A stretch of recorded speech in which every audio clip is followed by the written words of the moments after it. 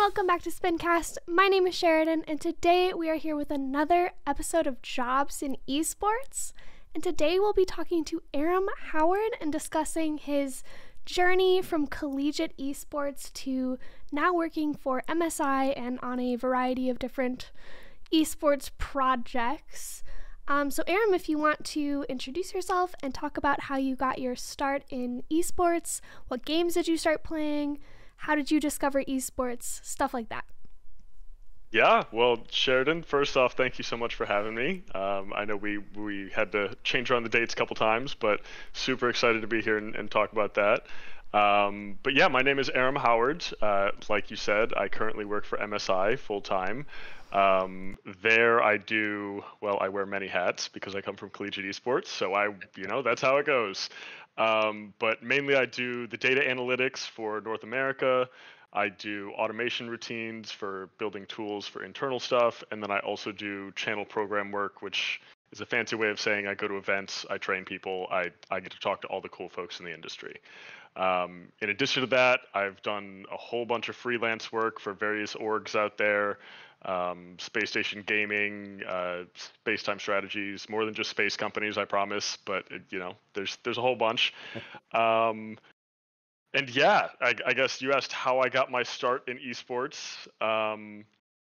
We'll kind of go back to the beginning here. It was Overwatch. It was Overwatch that got me into things.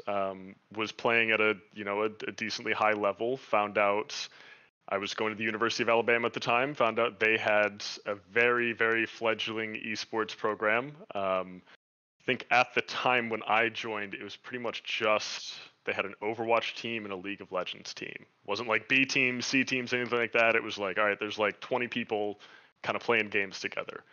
So joined the Overwatch team there, competed on that for about a year or so before deciding like, hey, I kind of want to get more involved with the club, help it grow, help it, get more people involved. So then I took up a role as the treasurer. Didn't go for president at first because I was still competing, still doing school and everything, obviously. And then it kind of came to the point, I think after about 2 years of competing at a decently high level, I was like, hey, I love esports. I want to make a career out of this. I know it's not going to be as a player because I was good. I was not that good. So that's when it turned into basically me taking on the role of president and focusing full time on, the growth of an esports club. I was still taking classes at the time, obviously, but a lot of my time was spent, getting students involved, managing all the teams, getting a practice room, trying to at least, hosting events, doing broadcast, everything that goes into esports.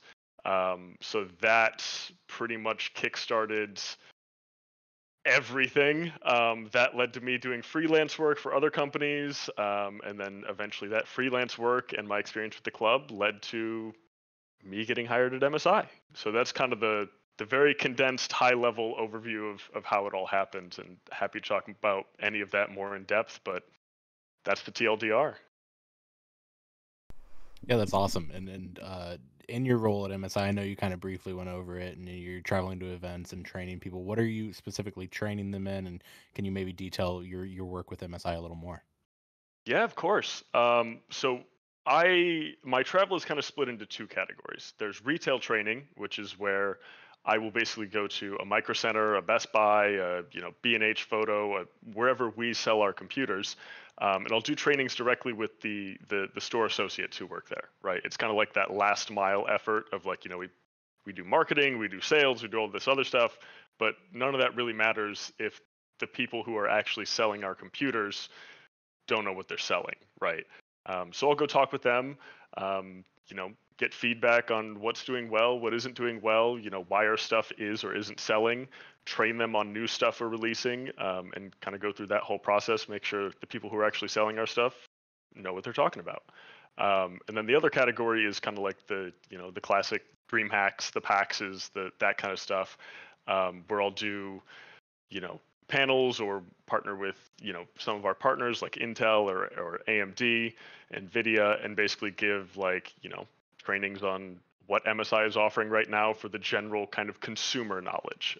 So people who are like, hey, you know, I like playing video games. Why do I need a 4090, right? Like giving that information about like, hey, if you're playing, you know, League of Legends, you probably don't need a 4090. But if you're playing all these other games, like here's how upgrading your system can actually benefit and give you the performance you need.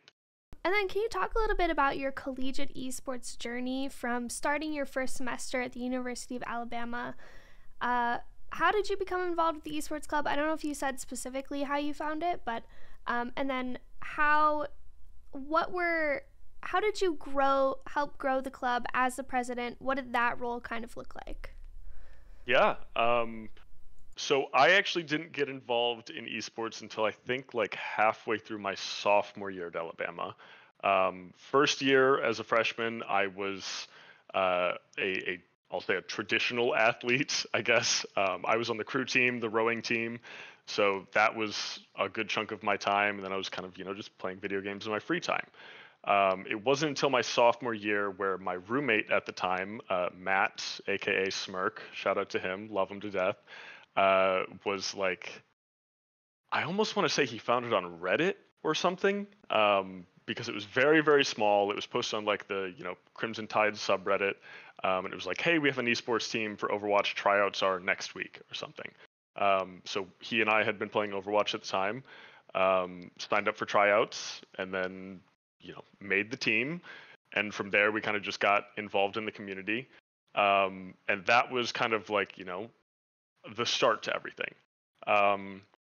Once I decided to get involved kind of as a president and focus on growth, that was definitely like had been ingrained in the club. I think we were sitting at around maybe like 50 or 60 members, maybe maximum of 100 at the time. It was very much an uphill battle on growth, right? At the University of Alabama, the administration didn't really see a need to invest in the esports program simply because, you know, we have football, right? Like that's Alabama's moneymaker. They don't, unlike some small schools where they see esports as a good way to kind of, you know, get students to come to their school, folks are coming to Alabama already. So our main focus was basically getting people involved on campus who may not even know that an esports club exists. That involved, you know, putting up flyers on bulletin boards around campus. That involved, you know, growing our social media accounts, interacting with a lot of University of Alabama tweets that we knew people at the school would be, or you know, posts in general, that we knew students at Alabama would be following, see maybe a comment from the esports club and look more into that. That involved, you know, even things as simple as like hosting kind of like small esports gatherings, hosting tailgates, and that led up to full-scale LAN events that we did, that were hosted, you know, like in our main event ballroom, that was open to the public, advertised all over campus, and just getting people to stop by and see our teams competing, and just really the main focus was spreading awareness that the club even existed was most of the battle. And what was your major, and what did you want to do before becoming involved with esports? I'm just curious. I came to the University of Alabama, and most of my high school career was about get to college, get to college, get to college. And then I showed up to orientation. They said, okay, what major are you? And I said, oh, I didn't think that far ahead. So I started college as a mechanical engineering major. That eventually transitioned to electrical engineering, and was electrical engineering up until the point where I really decided to make the leap as like, I want to make esports my full-time career. At which point I swapped to I graduated with a degree in marketing, with a minor in electrical engineering and mathematics. So I figured marketing was the best way, the most applicable to what I was doing. I wanted to learn the business skills, since that was, running a collegiate esports club is very similar to like having a small business. So it seemed most in line with the information I was actually trying to learn. It certainly. And so I kind of pursued the same way in business, which is pretty cool, for the same reasons, along those same lines. So I think that was a pretty wise decision, if I can say so. taking that business knowledge, did that help you in any way in growing the esports program at Alabama? Or what are some of the successes that you saw with the esports program? So weirdly enough, it was definitely I'll say some of the knowledge that I learned like in class helped me with the esports club. More common though was things that I had learned in dealing with the esports club helped me with my business degree.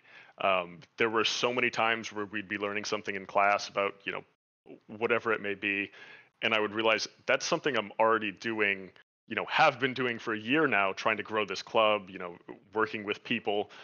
And even past that, coming to MSI, right? It's like so many of these things I gained direct hands-on experience from having to manage the club and have, you know, doing those things. Probably most of that had to do with the experiences I got event planning, reaching out to sponsors, coordinating, you know, a LAN event, right? Which is so many different moving parts, getting teams organized, making a schedule, creating broadcast stuff. It all kind of tied back into like, this absolutely is vital to like even what I do now, right? Learning that information when I did, being able to be fresh out of college and say, yeah, I've worked with big name sponsors. I got, you know, $40,000 in sponsorship with this company, this company, this company to make this a reality. I have experience negotiating these deals. I have experience making pitch decks. I have experience, you know, returning KPI deliverable reports after the event. Is really, there's nowhere else you're going to get that experience other than a real job, or if you're planning a LAN like this, right? I had a huge head start because of the stuff that we did as a club. Yeah, it's awesome being able to, like you're saying, grab those experiences and then utilize them post college towards a full-time job.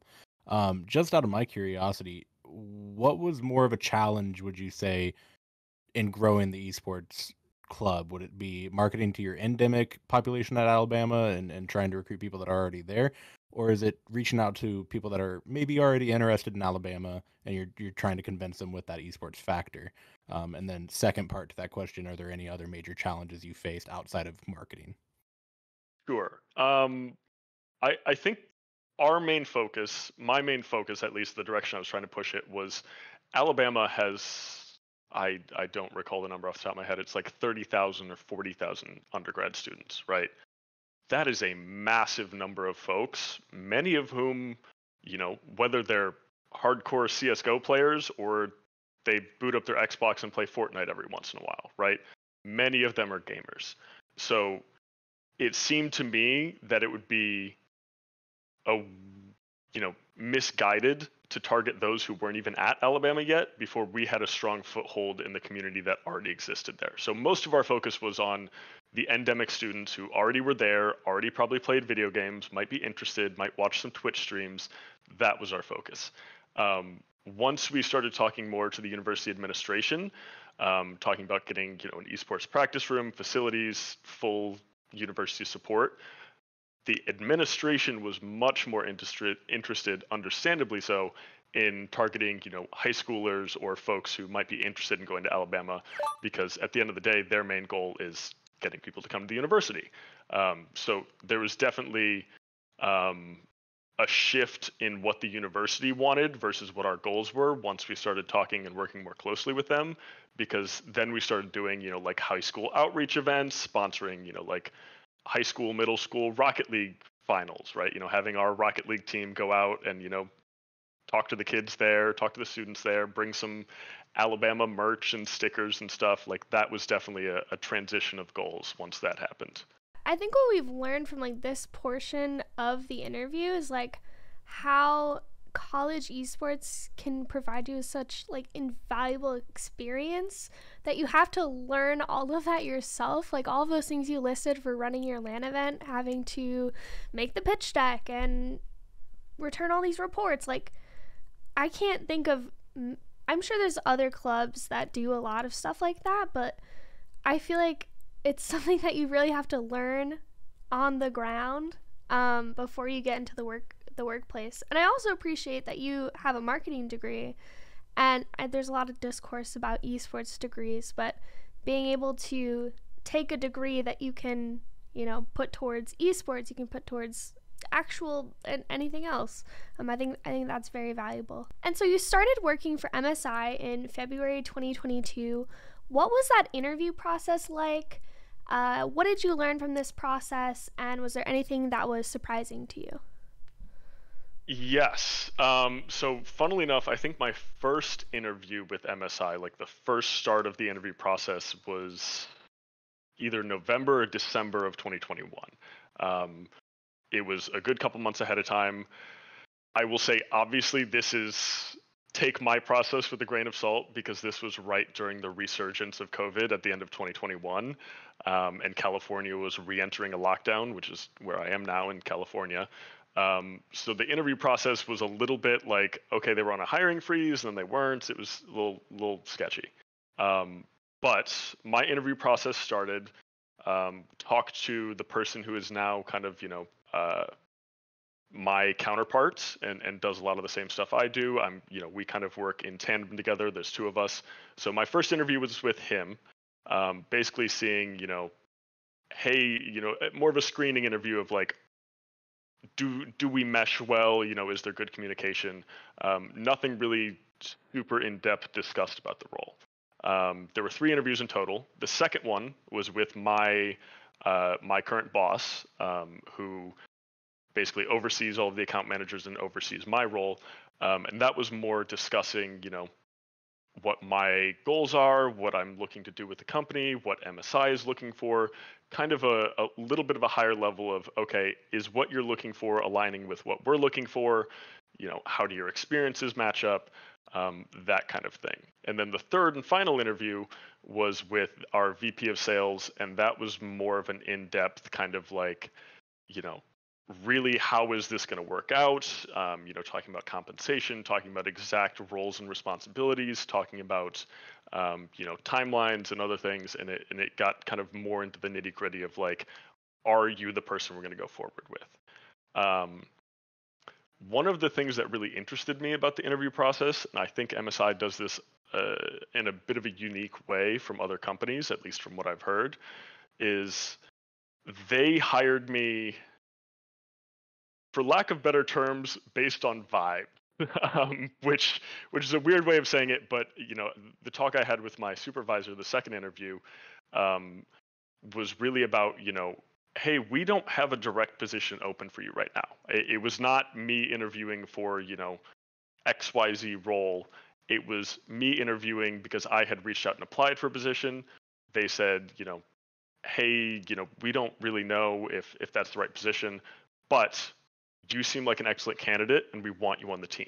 And since working at MSI, I've learned that's how a whole bunch of other people have gotten hired as well, is MSI recruits people they think would be good for the company. Whatever role that ends up being, it ends up being.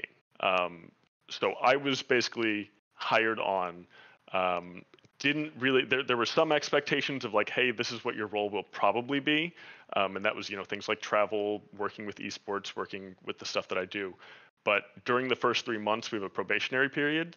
And I was basically told, all right, learn the company, figure out where you can help, figure out what you're good at.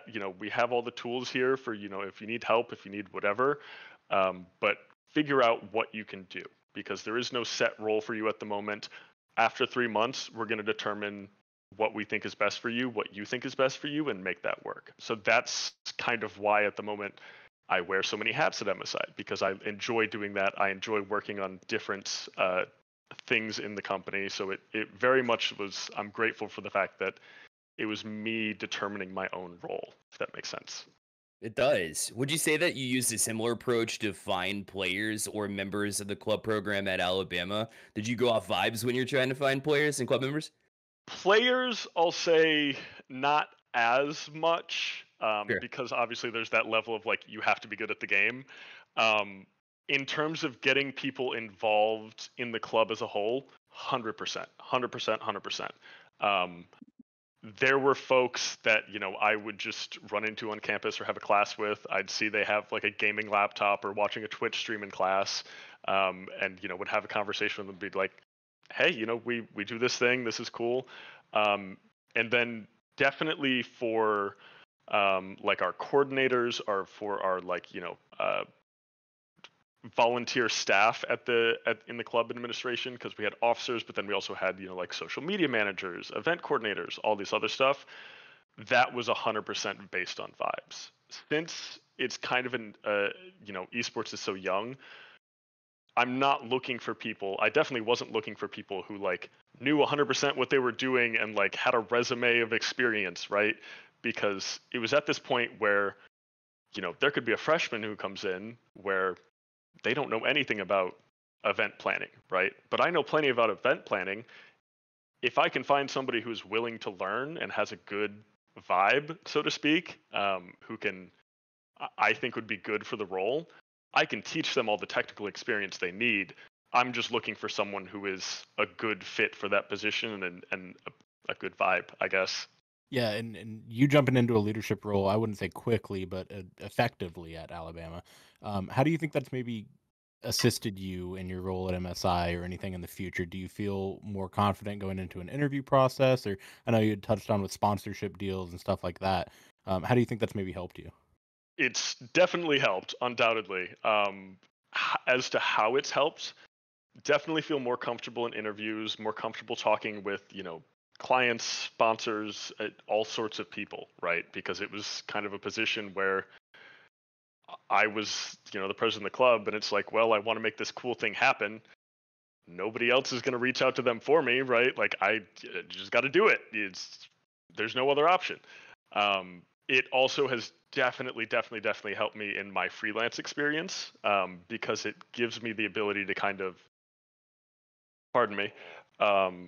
gives me the ability to go in as a contractor, as a freelancer, and basically work with the client and be able to be given like just kind of a brief overview of what needs to be done and kind of take the initiative. It's definitely given me a lot more initiative in my work, because I'm able to just kind of take that and say, okay, here's the end goal. Let's run with it and get this done. However that entails getting it done. It's just about getting it done. I think the vibe check thing that you're talking about at MSI, like, we don't have a role for you, but like, we'll see if you got the vibes. We're picking up people that we think will do well in any kind of role. I feel like that is perfect for a college esports person, because you're already doing 20,000 things. You're, as social media manager, I was graphic designer, video editor, like I can do all these things. So I feel like that's perfect for MSI and for a college esports person. So do you have any funny lessons or anything that you may have learned along the way that you've corrected now and you're like, definitely not going to do that again? Oh boy. Yeah. Maybe this is a lesson. I feel like it's a lesson people have to learn for themselves. There's this weird trend in collegiate esports and in streaming in general of doing 24-hour live streams. I don't know who started this. It may have been us, because I know we did one pretty early on. But doing a 24-hour live stream sucks. It's not fun. You always think like, oh, it's going to be great, whatever. There's so many better ways to make content, and it's a very good team building exercise if your esports team is needing that. But like, I ran our first 24-hour charity live stream. I did the broadcast production side of it. I was on most of the segments that we had. I was also doing casting for a lot of the games, and I was coordinating the entire thing. I hadn't slept in like 2 days, and I remember vividly finishing, like hitting the go offline button and just walking over to my bed and passing out for like 8 hours. It was a fantastic, memory that I will not forget. But don't just say, I'm going to do a 24-hour live stream, because that sounds fun. It is so much work, and it's a pain, and yes, that's my funny lesson, I guess. Do you have any other standout stories from your time at Alabama Esports? Definitely the memory I will literally never forget for as long as I live was Best of the Best. That was the first LAN that we put on. It was February of 2020, so right before everything got shut down. It was basically the university wanted to see if we could put on a LAN. They basically gave us the challenge. They were like, we're not going to be able to support this until we can see that you've done something. So I was like, all right, let's do it. Took, months of intense planning.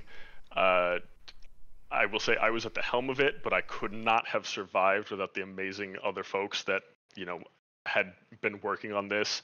Another shout out to Matt Smirk. He was my roommate, also involved in the club. He was my vice president. He killed it. We spent countless all-nighters working on this, but in the end, we had 8 teams competing.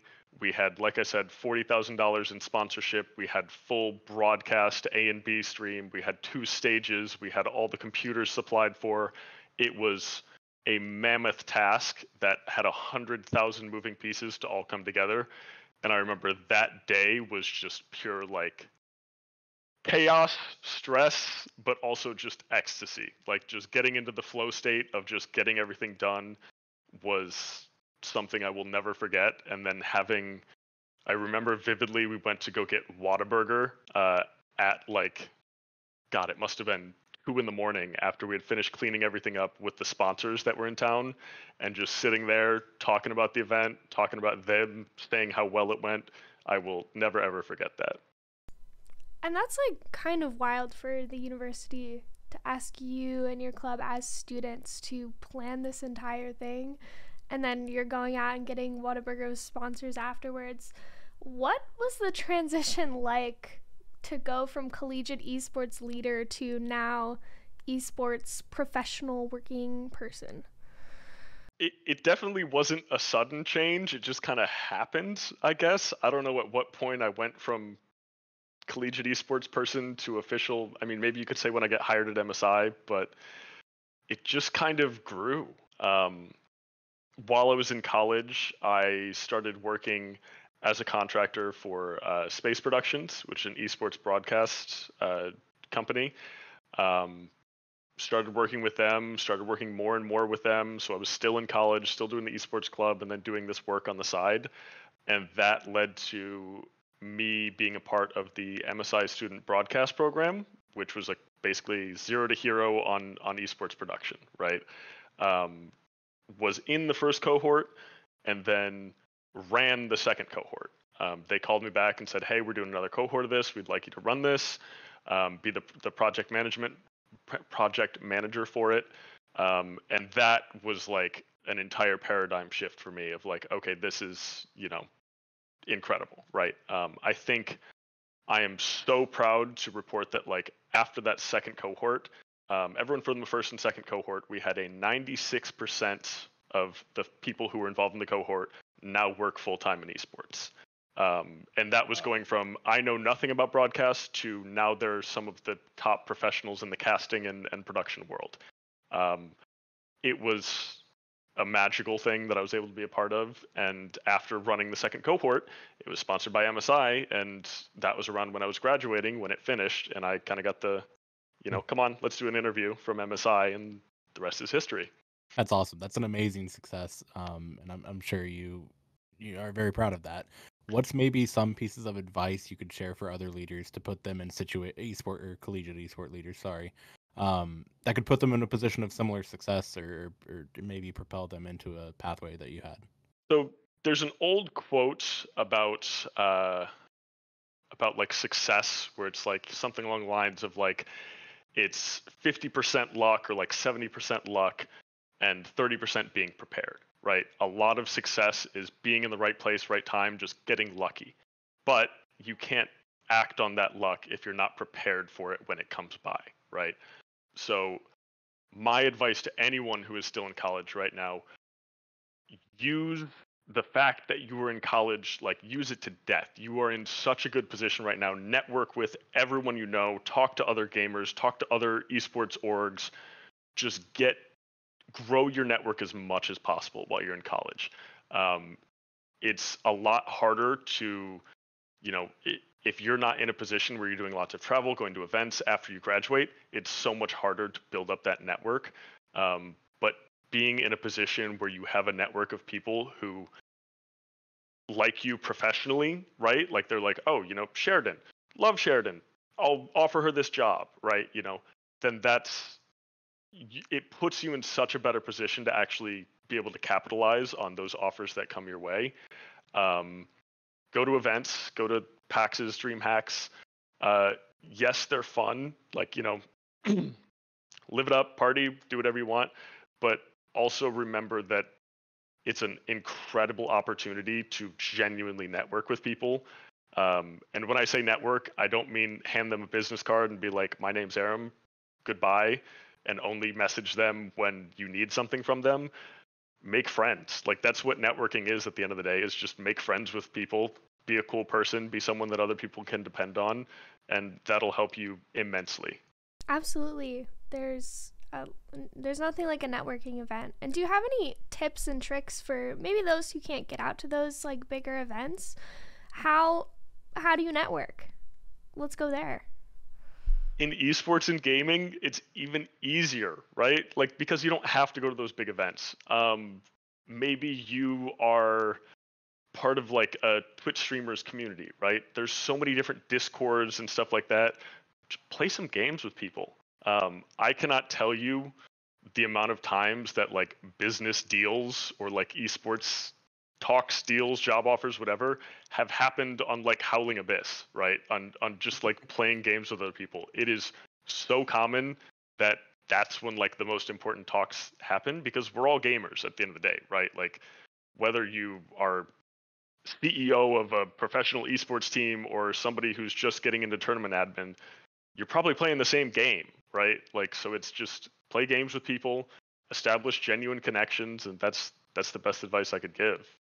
Absolutely. So we're playing Overwatch after this, right, guys? Exactly. And then, so I think we talked a little bit about it, but do you have any tips and tricks, any advice for students that want to go on to get an esports job, managing expectations, anything like that? So here's what I'll say, and maybe it's a hot take or potentially controversial, but I am very firm believer of this.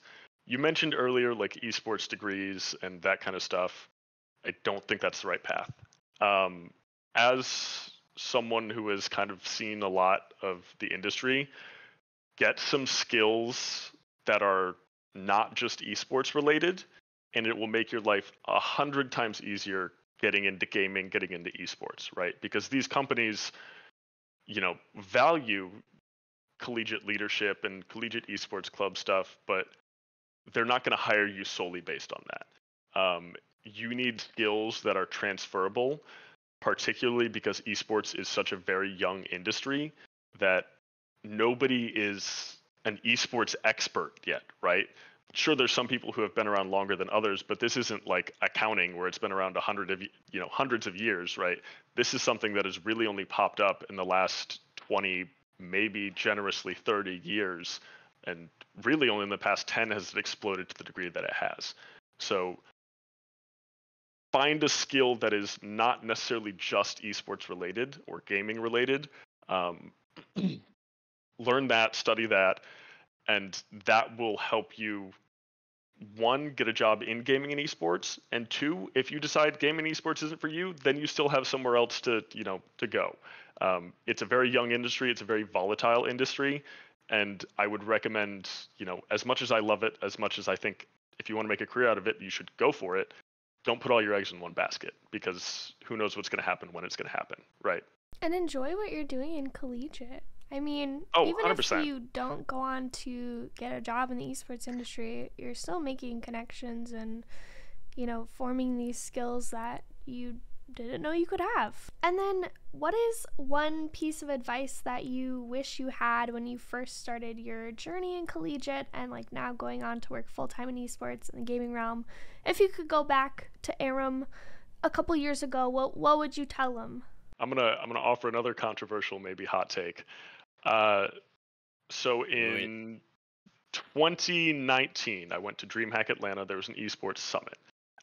Whole bunch of folks who had been around gaming, esports, all sorts of stuff for a while, giving their talks.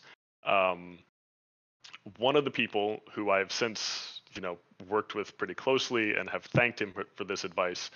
One of the people who gave a panel was Sean Duras, who Snapchat, that was his whole thing. There's A for Adley, but in the gaming world, he owns Space Station Gaming. he gave the advice because after the panel, I went up to him and I asked him a very specific question. I said, hi, my name's Aram. I'm president of the University of Alabama Esports Club. What can I do to help grow my collegiate club? Like, how do I make this succeed? How do we get the administration to, focus on it? Kind of all these questions relating to collegiate. And at the time, he answered me in a specific way, and I thought, wow, this guy is so out of touch. Like, what a jerk. And later on, I realized he was absolutely right. Collegiate is incredible. Do not put all your eggs in the collegiate basket. You have to make sure that you are focusing on yourself and the growth that you are getting out of it, and not putting yourself entirely into a program that you're going to leave in 4 years, right? Because at the end of the day, that college's program is going to stay that college's program. You can't take it with you when you graduate. So make sure that even though you obviously want to make sure it succeeds, you want to put yourself into that and learn and grow, make sure that you are also taking from that experience and taking from that things that can be transferred to other jobs. Do not devote your life to collegiate esports and then leave and go, well, now I don't know what to do, right? It was very good advice that I thought was terrible at the time. I've since talked to him and told him about we worked together at the Halo Championship Series in Salt Lake City. He had no idea I was the kid that came up and asked him that question, but afterwards we were getting drinks and I was just like, hey man, I got to tell you, at DreamHack Atlanta, I thought you were a total jerk, right? For telling me this thing, but now here I am, we're meeting again, and it was some of the best advice I've ever been given. Take what you need from your experiences in collegiate, but you can't take it with you. But make sure you're growing as a person and developing your personal skills, networking. And then another question that I did not give you beforehand, but what is your advice on advocating for yourself in this industry and as just like a working person? First off, advocate for yourself. Fight for yourself, because fight for yourself because nobody else will. It's not that nobody else will, but you can't count on other people to fight for you. We work in an industry where the grind is romanticized very heavily, where it's like, oh, you need to be working 12 hours a day, you need to be streaming 8 hours of content every day, and then also working and doing all these other things. It's an industry that is plagued very heavily by burnout, and it's something that you have to take active steps to prevent in your life. Whether you are someone who de-stresses by going on a hike or de-stresses by playing, non-competitive video games or whatever it is, right? You have to seek out ways to de-stress, to get yourself away from everything. Don't just doom scroll Twitter all day because it'll drive you crazy. In addition to that, it's also an industry where it's very young and there's often, I'll say, issues with people not being paid their worth.